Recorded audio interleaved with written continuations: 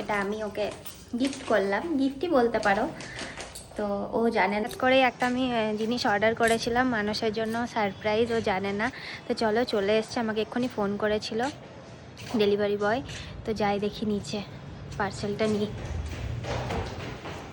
আসতে নামবে।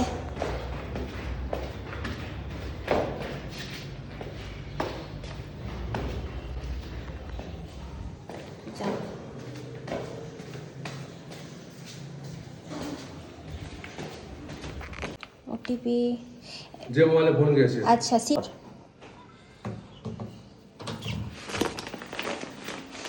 ঠিক আছে, পার্সেলটা চলে এসছে। হ্যাঁ যাচ্ছি, দাঁড়াও। পার্সেলটা চলে এসছে, এটা না মানুষ জানে না। তাই দেখো, আনবক্সিং যখন করব তোমাদের সাথে আবার শেয়ার করব। দাঁড়াও কি আছে এর মধ্যে।